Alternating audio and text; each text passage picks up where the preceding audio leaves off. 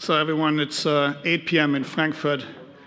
Thanks to everyone who's still listening. Thanks for actually not presenting me with an empty audience, and thanks to everyone who's still with us online. Usually, this is where I would say I'm the one remaining agenda item between you and drinks. But for everyone in Frankfurt, that happened 2 hours ago. So thanks for still being here. Actually, I was thinking about bringing a glass of wine on stage, but then Philip, just shortly before the closing note, reminded me that's being taped and put out on YouTube, so I thought maybe I wouldn't do that. 17 keynotes and presentations, 10 panels, 1 fireside chat. It's been a full day of content. And actually, my vow is that today I'll finish without getting the 1-minute mark from you guys over there, but thanks for doing an excellent job at organizing. It's already the second Crypto Access conference this year, and it's been a first day full of information. So I think if we look at just the names on these banners, if we look at everybody who's been presenting and speaking in panels today, if we look at the people that are just here as guests visiting, I think it's a clear indication crypto asset topic is not a fringe topic anymore. It's a mainstay, at least in the financial services industry. And we've heard a lot today that it's not just there, that it's augmenting past that. What are some of the key takeaways today? We started, after Philip's welcome, with a very recent event, the Ethereum merge.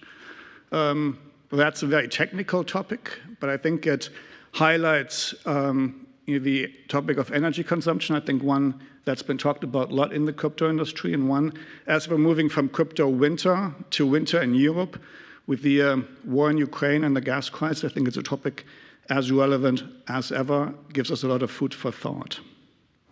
We then obviously talked about MiCA, and we heard about MiCA a lot during the day, and it's going to be one of the key topics also tomorrow. While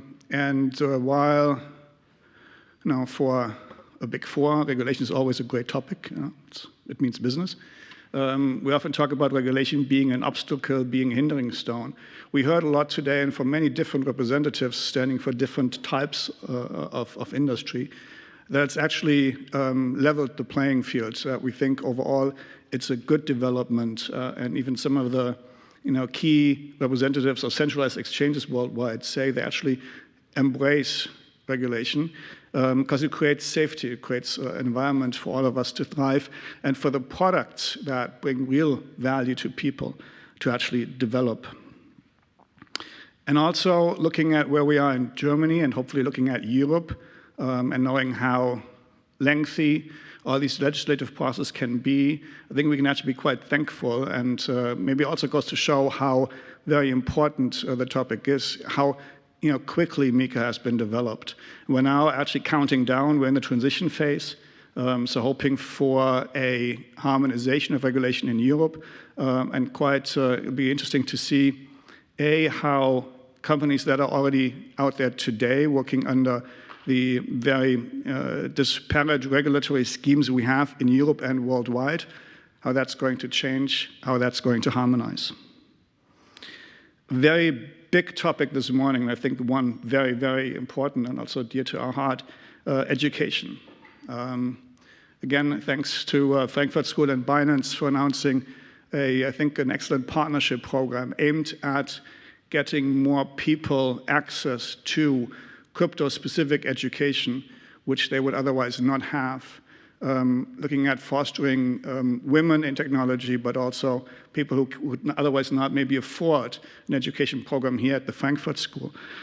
I think that's tremendous, and we heard that in a lot of discussions. I think it's very key to fostering crypto adoption, and that's one of the key things when we look at development of Web 2.0 to Web 3, if we look at development of capital markets, one thing that to me stuck out today is that we need to be able to create real-life use cases that everyone in today's society can ultimately benefit from. Tokenization and the blockchain technology has the ability to democratize people's access to liquidity wherever they are in the world, whatever their background, be it financially, be it economically, be it which families they come from, and that has a tremendous ability really to democratize capital markets worldwide. We obviously looked at decentralization of finance, of the financial ecosystem. I think DeFi is a big topic. It's trending. We see a very slow shift from traditional centralized finance into DeFi. It's a good question. Are we there yet? Will we ever be there? I think a lot of topics, if we get it right about education and mass adoption, that's going to be a differentiator for that question, whether we get to real decentralized finance or not. I spoke briefly about capital markets 3.0. Who knows what's that going to look like in 2030, and that's not too far in the future. But in terms of crypto, it's still an eternity. The rise of NFTs, and just the last panel we listened to, looking at metaverse. I think the real metaverse is still on the horizon, but already today we're seeing a lot of use cases. And whether it's, we get that asked a lot, what the application of metaverse for banks could be. And that's still, I think, that's a big space that's going to develop, but we're already seeing it present today. And we talked about blockchain technology, crypto assets, and the concept of virtual realities or augmented realities being important for gaming, being important for concerts. Let's look at, we just heard, Grand Theft Auto, I remember that from when I was young. Glad to hear it's still around, but tremendous economic power. If you look at like Justin Bieber's concert in Fortnite with millions of online users, that's no longer a fringe topic again for anyone looking at the economic value of this. I think these are clear examples. There's definitely, that's where the economy is headed, and if you want to be part of that, don't be like many people my age or slightly older saying that's stuff we don't understand, it's never going to happen. It's already happening now, and I think we need to embrace that and be part of that. It's actually, I think digital assets and blockchain technology has the ability to join together industries.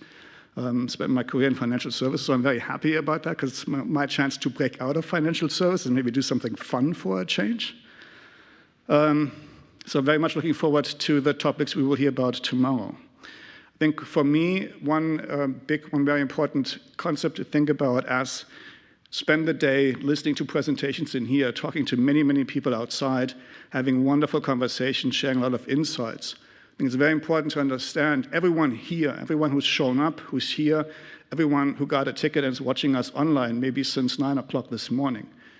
We're already committed. Right? We already believe in this technology. But there's so many others out there that do not yet.